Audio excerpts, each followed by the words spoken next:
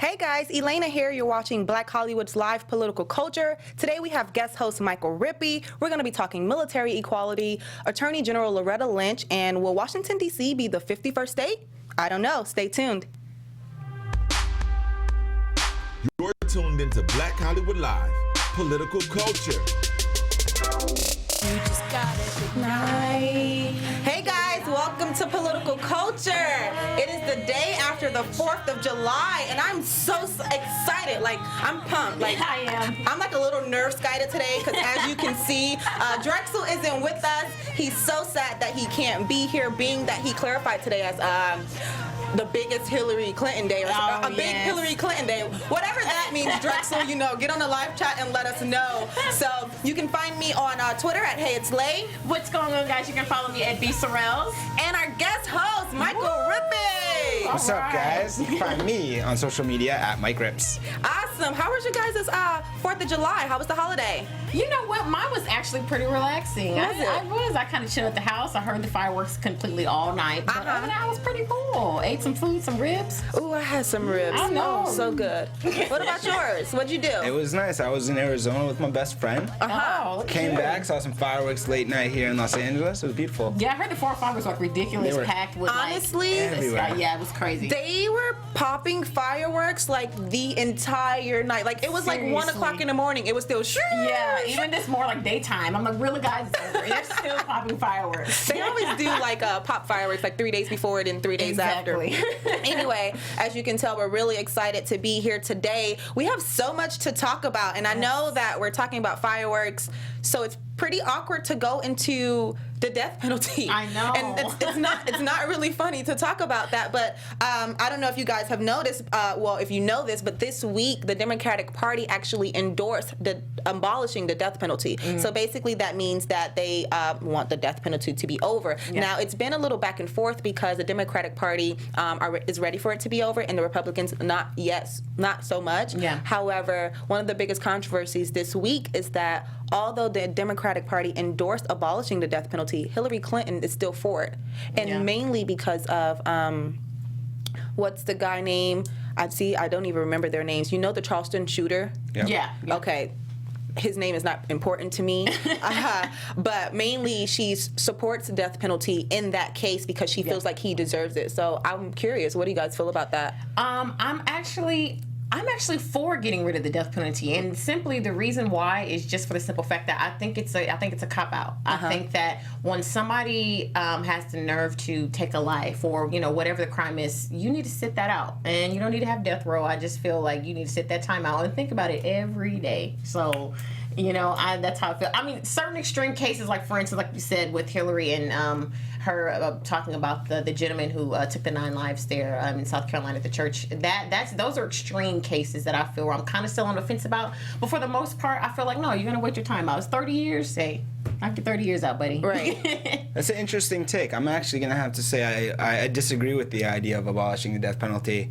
I think that the death penalty should stay. I agree with Hillary in this manner.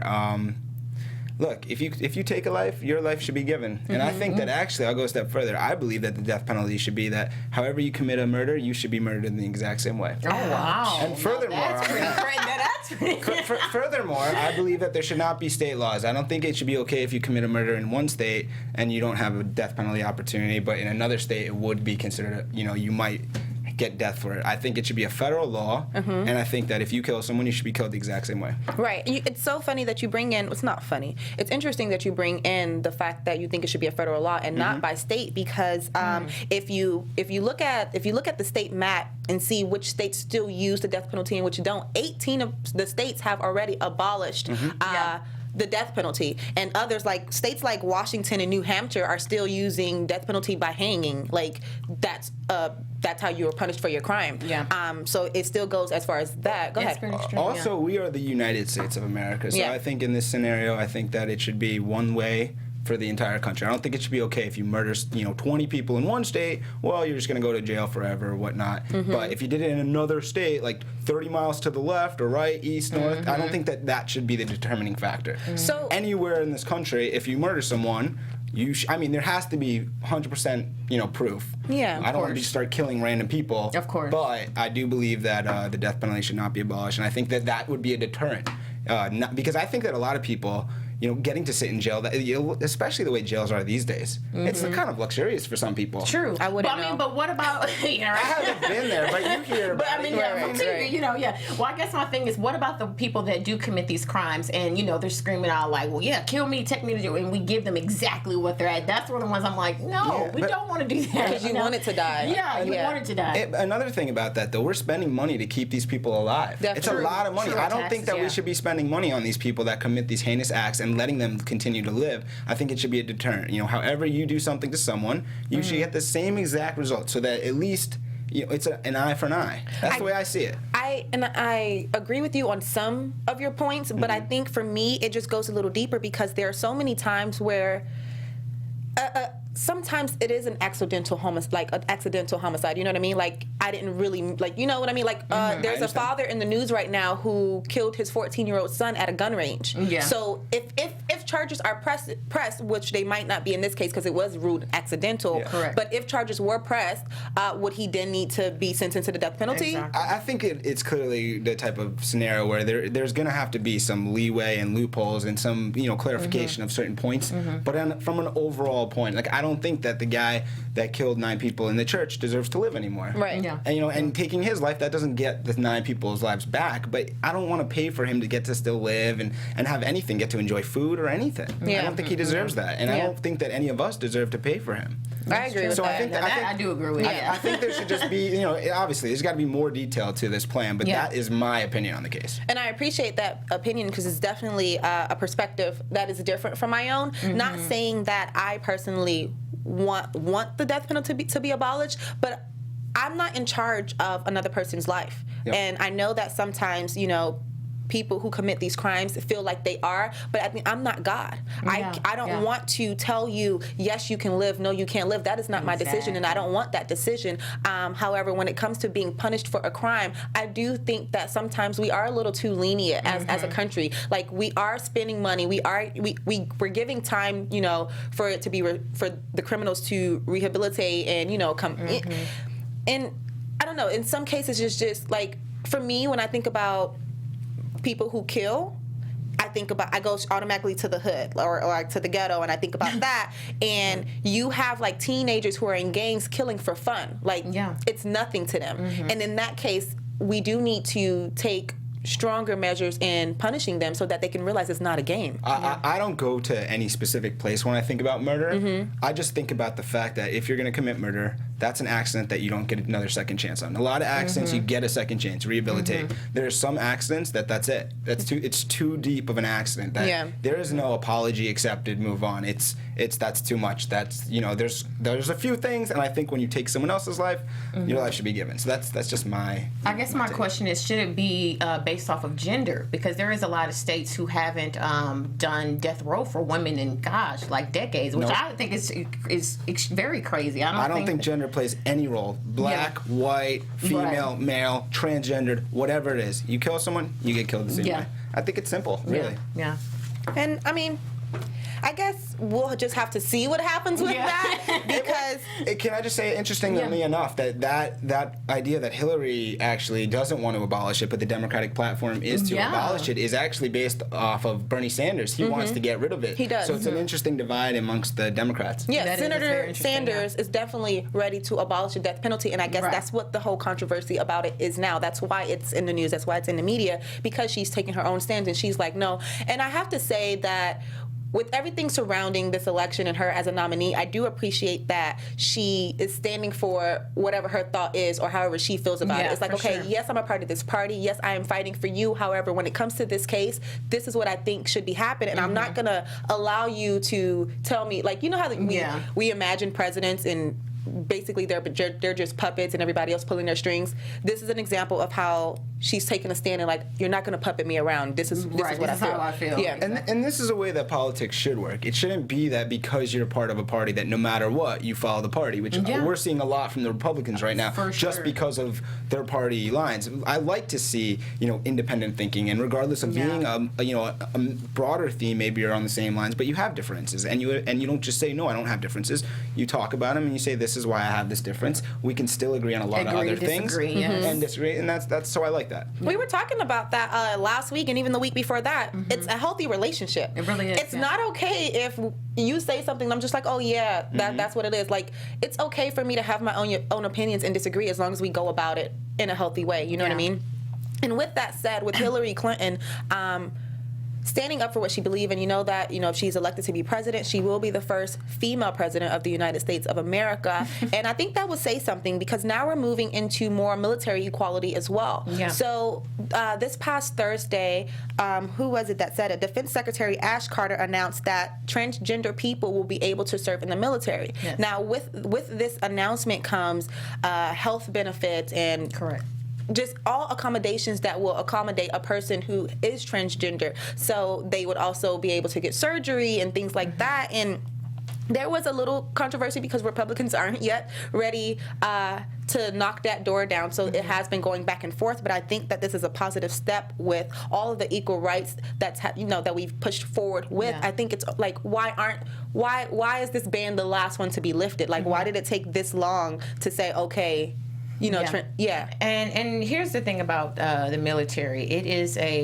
forgive me if I'm wrong about this, but there was a slogan way back then, I want to say around the 60s or 70s, that was basically like, it's like a secret, or don't share, don't tell, or something along those lines. And it was basically like, there has been LGBT communities in military for a very long time, and I think now they feel that it's safe to basically be proud of who they are and stand up for who they are, because, like you said, it's been a secret. They've had to fight for our country and not be able to stand up and say, hey, no, I do love the same sex or whoever, you know what I mean? And so I think it's a great moment for them that they're finally able to get this point and get the things that they deserve as far as health insurance and benefits for fighting for our country for so long. Yeah.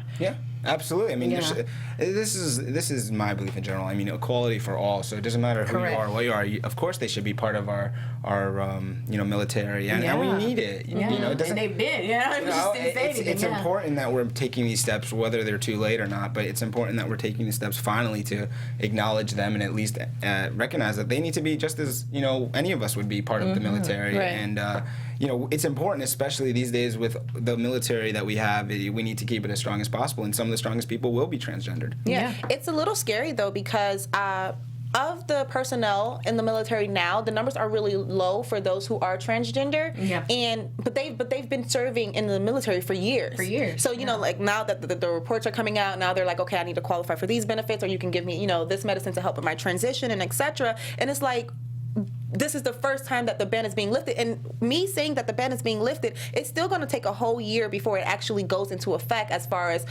benefits and just making sure that they're going to be able to use restrooms of their choice. And as long as they're not in uniform, they will have the freedom, to be who they are. Exactly. So it's just a little scary that there are already personnel that's in the military who has changed their gender. Yeah. And have been hiding or scared to, like you said, truly haven't had the accommodations that they need. Correct. Yeah, it's not right. And there was a quote from the Pentagon specifically that talked about the Defense Department and the military need to avail ourselves of all talent possible in order to remain what we are now, which is absolutely true. Yeah. So the sooner that we can get this passed and giving everyone the equal rights, the better. I'm excited that Defense Secretary Carter came out and was on the forefront of this, of just this initiative. It is exciting to know that everyone is kind of falling into place no matter where they stand on the spectrum. Because there's been a lot of talk about women possibly entering the draft. I don't know if you guys have heard about that. And when I first heard women women having to enter the draft, I was a little like, oh, why? Like, you know, I'm a woman, so sometimes it's a little double standard. You know, we get a little crazy. So I was like, oh, thankfully I'm past the age a little bit, but I don't want to be entered in a draft. And then I'm like, no, we're fighting for equality on everything else. We're fighting for women to be in the military. We're fighting for transgenders to be in the military. So why are you not allowed? And that's so funny with women. We're like that, where we're like, you know, we want equality, we want this and that, and then when it comes to something like military, wait a minute, hold on, we become really girly and really like, well, we don't mean that. And so, like you said, you made a good point where it's just like, either you're all in or you're out the boat. Either you want equality for everything as much as a male has, or you just kind of don't. You know what I mean? And so that is kind of crazy to think about, that we would be, you know, drafted into that, because it's definitely it's interesting between two women. This is a tough one, obviously, because I'm a male too. First off, we haven't used the draft since 1973 in Vietnam, so this isn't something that's, you know, happening as far as a draft. But I think that we are in the time and age where women want to have equal rights. They want to have equal pay. They want to be, you know, the same as males. And so I think that there is the sides to say, well, then they should, you know, have to enter a draft if there is going to be. I think for me, there maybe should be some also kind of extras to that rule. Like maybe the women are part of the draft, but they'll only be into certain roles if that's what they want. I think there's got to be some type of conversation with women that are drafted or in the military, let's say, to say, you know, if they want to go to the front lines, great, awesome. But if they think that they're better, you know, in the second lines or wherever they feel comfortable, I don't know. It's a touchy. I see what you're saying. I want to kind of give it. I'm not saying I want to put the women somewhere. Because I feel like it's the women might want to be in certain areas. Right. No, you guys can be in the front lines. You can be there. You got to be behind them. I think it would be important for the women, because a lot of women are probably like, I don't want to be drafted. And then there's some women that are like, I want to be drafted. And I think there should be a conversation about integrating them into the military. Basically giving a woman a choice of what position they want to play. Some type of integration is to making it work for everybody. I mean, I feel like everybody has a choice. Even the men. Like, there are still some men who, you know, although men were already supposed to be into the draft, they're still like, I don't want to go into the draft. Absolutely. So it should be a choice for everyone. What's interesting about you saying that they should have certain roles, the last time that the U.S. was interested or trying to draft women was during like World War II, when they needed extra help with nurses. So they were trying to draft women to be military nurses, and the only reason that didn't go through is because a lot of people volunteered to nurse our soldiers and etc. But had we not had volunteers, women would have been drafted during that season. Yeah, exactly. But for nurses though, like, why you don't need me to fight? Look, I'm strong. That's why I'm over here. I'm over here. Guns are out. You can tell I'm weak. Look how I hold. Look, I held it up. Like, I'm strong. I'm strong. Right where? I think you're stronger than giving credit to. But let's note that this is also not a law that's been passed. This is going to have to go through a bunch of conversations between the Senate and the House that would have to battle. It wouldn't go into effect until after 2018. So, and I feel like the very big feminist groups and if Hillary becomes president, I would not be surprised if they push this to make it very equal for women. That's what I was going to say. I was going to say, do you guys think that feminists are rejoicing like, is it, I don't know, just by random that this is in conversation when we have a woman running for president? I think it's very interesting that it just so happens that we're all talking about this during the time of when she's running. Yeah. Granted, someone's at home like, no, this has been in the works. We have been talking about it. We've been fighting for it. Yeah, but the big conversation of it is happening election year when we have a woman running for president. So I don't know, you know, a little fish and a little fishy to me.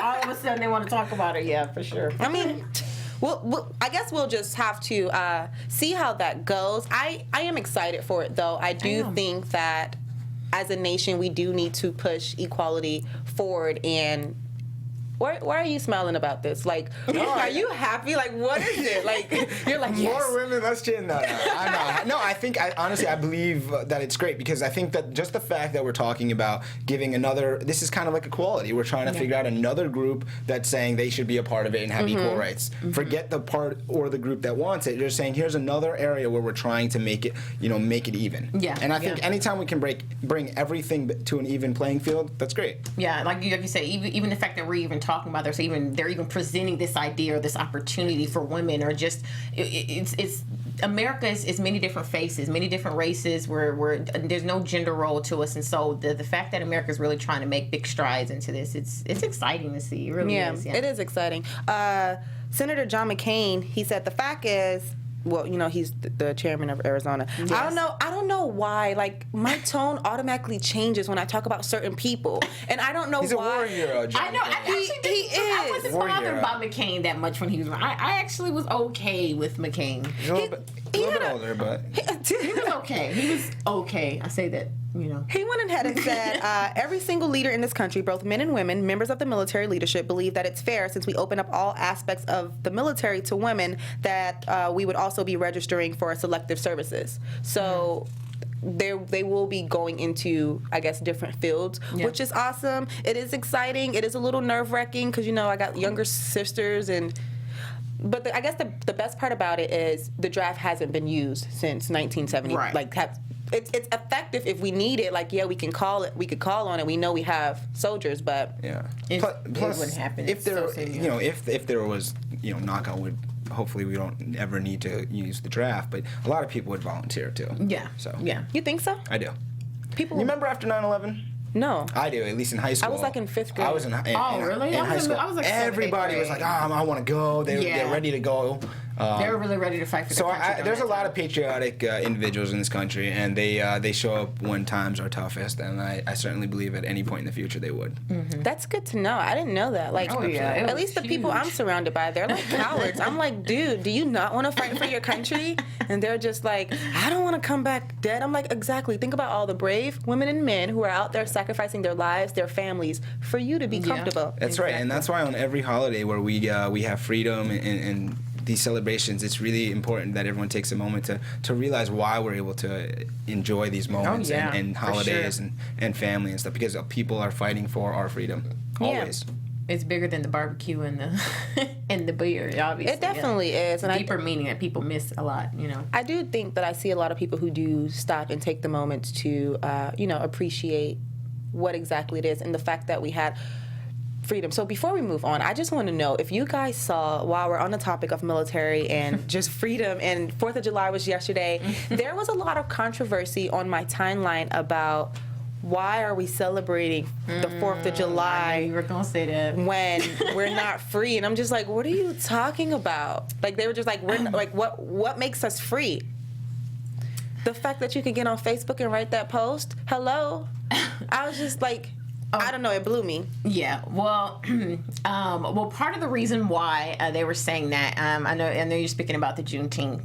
No. Oh, okay. I'm not even speaking about Juneteenth. Oh, okay, I thought you were speaking about Juneteenth because I've seen that a lot. They were just like, we're not free and this and this and that. And I know it was, deeper meaning behind it, just as far as Juneteenth. A lot of people in Texas celebrate that because, the slaves during that time didn't get the freedom during that time. The papers when everybody else was free. So they celebrate that. So I seen that a lot down my timeline yesterday. Yeah, a lot of people are arguing back and forth about that. Like, we shouldn't celebrate 4th of July. I'm like, really, guys? I didn't even see that down my timeline. Yeah, it was pretty crazy. You have input on that? What do you think about that? Did you see anybody saying that? I didn't see anything. No, I have no comment. Yeah, like, I didn't even see the Juneteenth thing. My thing is we live in America, and although there's still a lot of work that we need to do as a country, for the most part, some people are.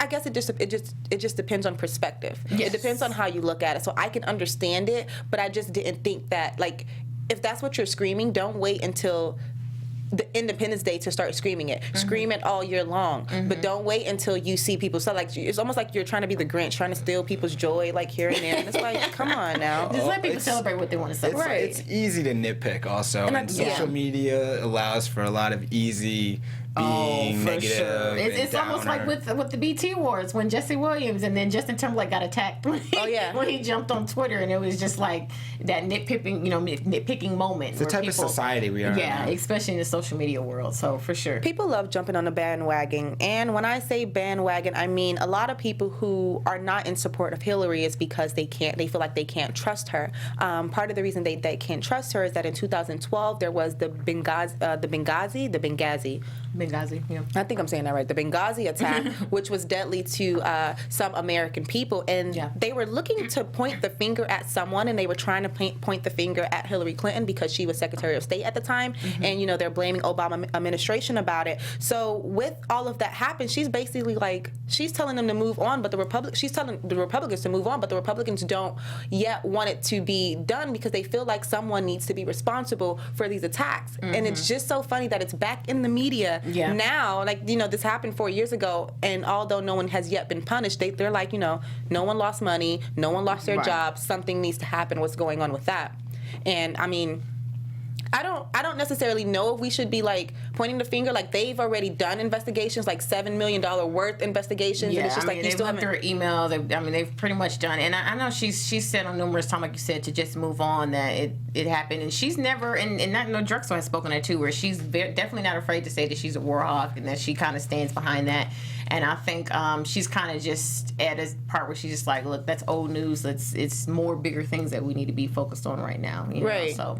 Yeah. I mean, but I do understand the opposition of it because 4 Americans died. Of course. And we honor our people. Like, if we're talking about Independence Day, we're talking about freedom, we're talking about July 4th, I want to know that if something happens to me in an attack, that you're going to go to war to find, who's responsible for it. Oh, yeah. So sure. I don't know, like. Well, I think it's important to recognize who was leading this congressional inquiry and not forget that it was clearly all about the House Republicans in this report, and we're in a political election year. I think it's important to remember that, and who is writing the recap of this. I think I'm tired of it. I think it was wasting a lot of money. I mean, I've got some stats here that there's already been 7 previous congressional inquiries. That seems too many already. The department had participated in at least 15 hearings, 64 briefings, 72 interviews. They provided over 100,000 pages of documents. And I'm exhausted hearing it. Even the result of this was more, they're just repeating things that we kind of know and not letting go and moving on to more important things. I think time can be used better. I think resources can be used for better things. How about we get some laws enacted? How about we work on that as opposed to pointing fingers, beating a dead horse? I get it. There's mistakes were made, and I think that there's got to be a time and place though where you say, okay, you're right. Someone made a mistake. There's a couple mistakes. I think you could blame a few people. It's not just Hilary Clinton. Part of it is that actually Ambassador, Chris Stevens himself, he was a little lax on how, security was and across the board. And so it's obviously a terrible situation, but I think that wasting so much time, so much later, this seemed like a clear political move, and that's what I really don't like. As let's take that time and let's focus on important things we can get corrected now, not things that we have already gone through 7 congressional inquiries. Why are we doing another one? Right. Just because we want to be able to spew out information to make Hillary Clinton look bad. And that doesn't mean I'm supporting Hillary Clinton. Just in general, I'd rather see these Republicans take their time and figure out a way that they're going to cut the deficit, the way they're going to improve every person's rights to vote, to be equal, whatever it is. Something Mike's like, we got bigger forward. fish to fry. Right. I mean, but even with them pointing fingers there, it's just like controversy after controversy after controversy, because you guys know that.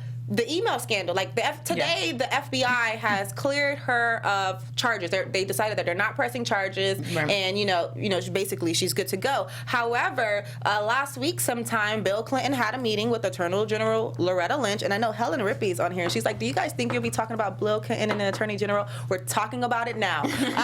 So people were saying that the timing of his meeting with her was just. It was convenient, being that a decision was supposed to be made about the email scandal. If it's not Benghazi, it's the email scandal. Like, it's one thing or another, and it's distracting because some people still don't know who they're voting for. And I need them to be able to focus so that we can have the best president possible.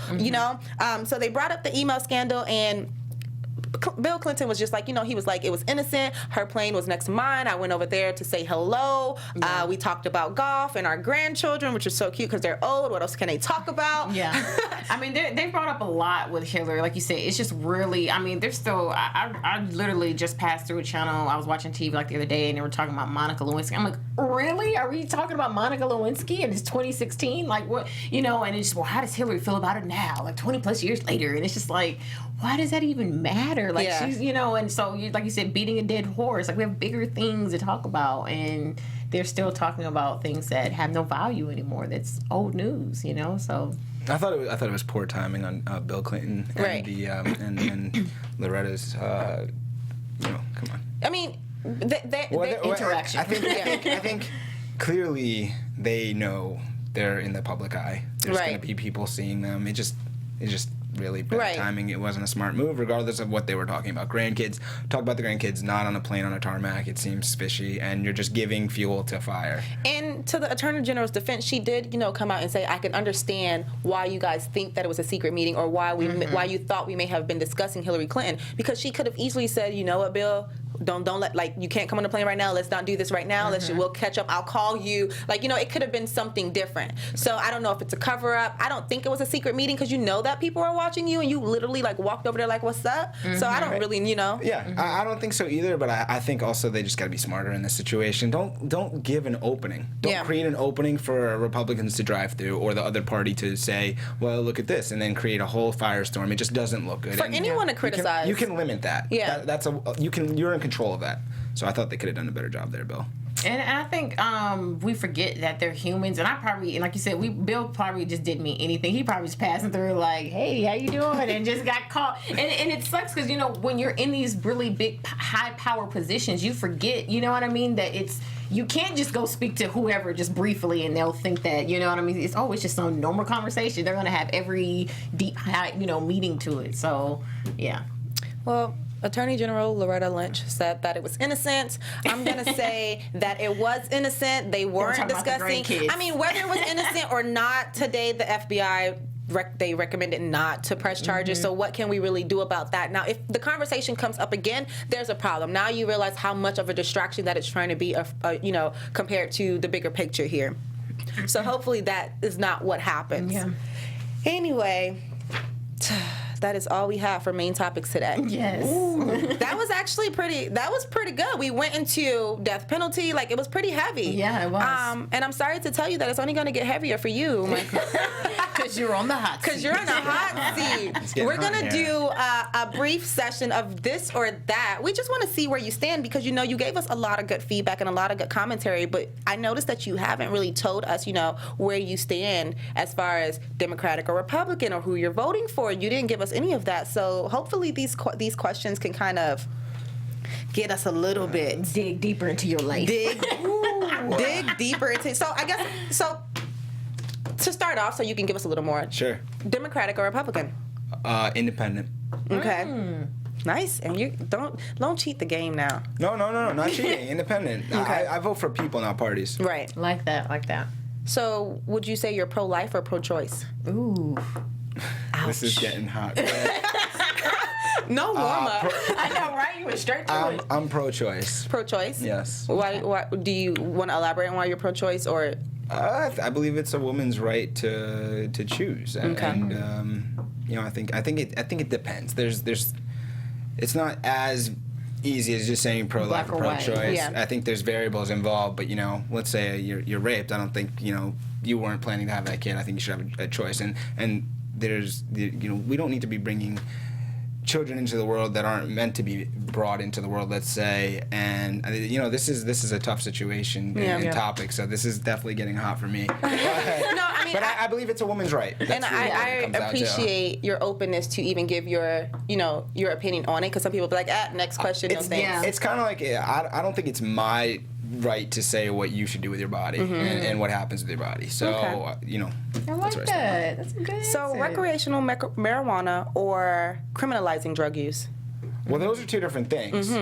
I'm for legalizing marijuana. As for recreation? Absolutely. I think we spend way too much money fighting it. There's never been anything that's proven that it does anything harmful. It's supposedly a gateway drug. I think people make that up. I'd rather use that money that we're taxing and fighting it and help bring down our deficit, use that money for other things to evolve America. And we already have it so frequently all over the country. It's legal in Colorado. They've already done really well with it. It's going to be on the ballot here in California in November to legalize. It's medically available now, and I think we're headed there. So I think for sure But I don't believe that we should legalize all drugs, but that's another topic too. Yeah. Certain drugs, I think there are certain drugs that are terrible. Yeah, see, look, you're opening that door, and now we're getting a feel for where you stand and who you are. So would you say, when it comes to immigration, would you say be able to stay undocumented or immediately need to be documented? Somewhere in between. Because what is immediate? You know, we need. I think that there should be a way that we can process getting the undocumented, immigrants, aliens inside of America, making them documented. But is immediately tomorrow? Mm-hmm. Is it 2 weeks? Is it a year? I think we can set up a time frame that makes it possible for everyone to become documented and have a chance to get the freedom of America and be able to stay here. Right. Everybody came from somewhere else, unless you're a Native American. Mm-hmm. And so I think that we should be able to. I think we do need to control who's coming, and there should be laws, because we can't just have everybody coming with ill intentions. Yeah. But I think we can enact policies that make it feasible for people that are here to stay legally and become Americans. Yeah, I'm sorry to put you in a hot seat and give you these tough questions. I know. B said that she had a fun one. Yeah, lighten up the mood. Okay, so I have two questions. Okay, so Bill Clinton or Obama?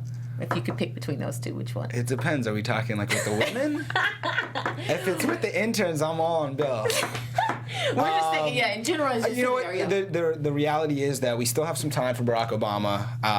Bill Clinton was a fantastic president. I think that Barack Obama has been a very good president, and I would hate to make a decision on this one before we know the full outcome of Obama's presidency. But both have done tremendous things. Bill Clinton got our country right. The economy really set it up to do really well.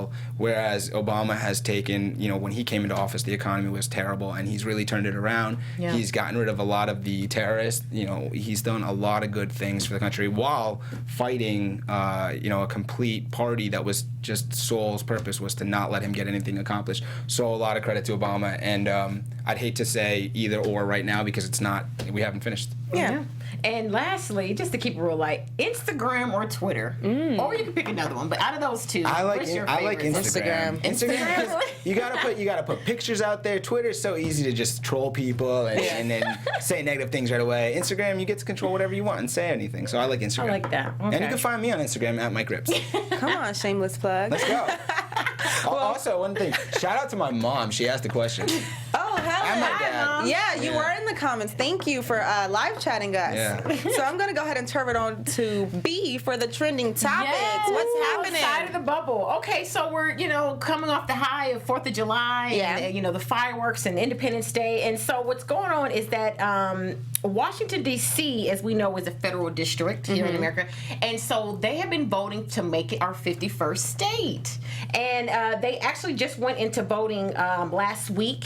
And they're thinking about the name. If they're going to name it, it would be New Columbia. How do y'all feel about that? It's terrible. That's a terrible name. That's really New Columbia state. Why? Yeah. I mean, if you're going to separate it and make it a state, just leave it as well. Everybody already thinks that Washington, D.C. is a state. People who, are a little unintelligent. But even when I was doing the death penalty and I was getting the facts for that, they were states who no longer, who abolished the death penalty. D.C. Then they put asterisk, D.C. is not a state. Are you kidding me?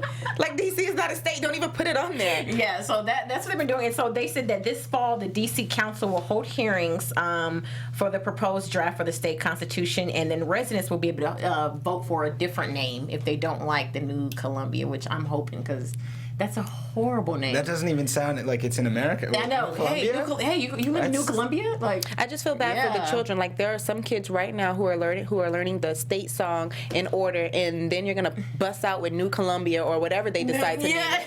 Come on now, you can't do these to these kids. What about the adults who learned the song? I already learned the song, and now we have to change it all over. It's crazy. My husband's from DC, so I know he's probably like, "Why are they gonna change that?" But that's the name they're thinking about. So hopefully they'll come up with something different.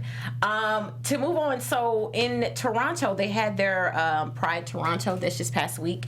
A little sad, or I guess people were very upset, is that the Black Lives Matter interrupted their Pride, their big parade that was going on, and literally set in where police had to come and literally break them up. A lot of people were arrested during that time, and a lot of people were upset just because it was bad timing. I think that's really what it is. It's like, I have no issues with the Black Lives Matter. I get, why they're fighting. I understand that how important the Toronto Pride is, but it's just like, really, you couldn't wait until after they got done with their Pride to fight, and you know what I mean? So I just think that was a really bad timing, and a lot of the LGBT community there was extremely upset because that's a really large chapter there in Canada, Black Lives Matter, and they've been getting a lot of support from Canadians, and so when that happened, they were just like, kind of like so shocked, like surprised, like dang. It's a little disappointing because I feel like so many times, even after last show, me and you had a brief conversation, and I feel like so many times people want to put one matter over another. And it's like, okay, everyone is having a conversation of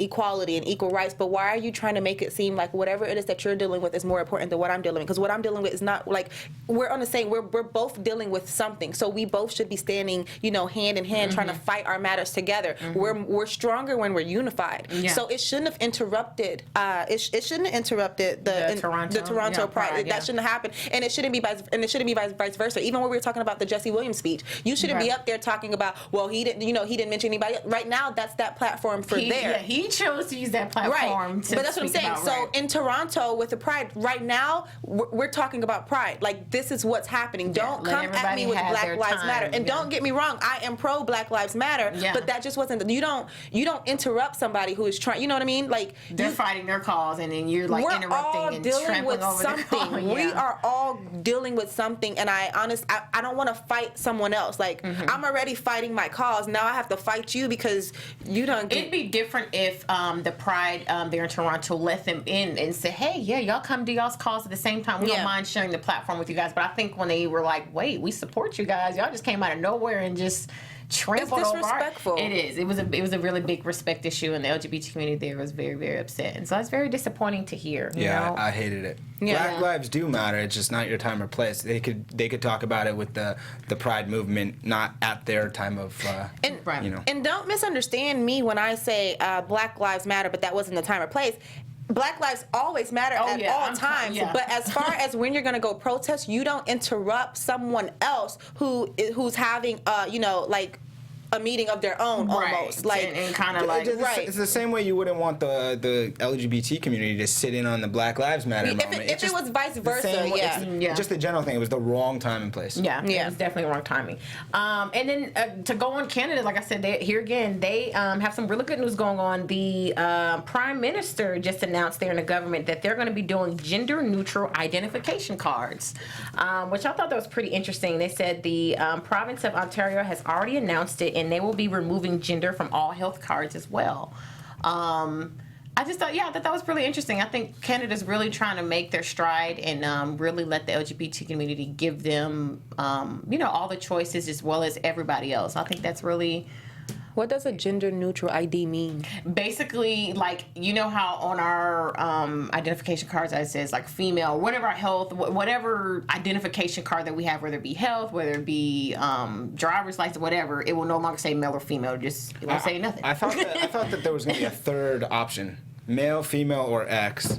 I didn't know about that one. I thought it was going to be get rid of it altogether. I don't think that they should get rid of it either because I'm a male and I want to be recognized as a male personally. Well, so just like I think if you're you should have female, like a third option. I think that everyone gets a choice. So I think that if you want to be transgender, that's great and you can choose that option. But I don't think that to take away everybody's. I think I should be able to be like I'm a male and I'm recognized as a male, and just the way as a transgender person or a neutral person can say that they're neutral, transgender, or whatnot. I want to be able to say that I'm a male. Yeah, I mean.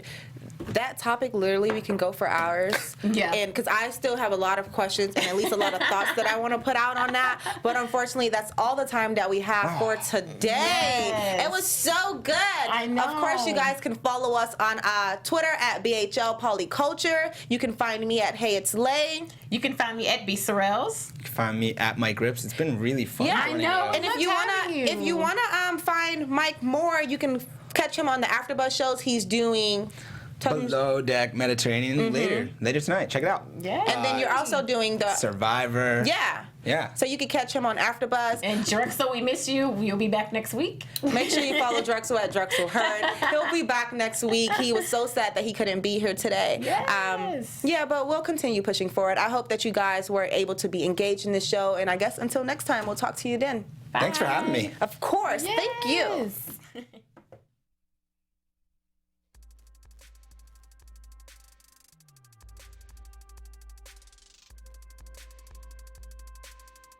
From executives Keven Undergaro, Dario Kristen, Tiana Hobson, and the entire BHL staff, we would like to thank you for supporting Black Hollywood Live, the first online broadcast network dedicated to African American entertainment. For questions and comments, contact us. info@blackhollywoodlive.com. Like us on Facebook, tweet us, or Instagram us at BHL Online. And I am the official voice of Black Hollywood Live, Scipio. Instagram me at KingXOBay. Thanks for tuning in. Hollywood Redefined.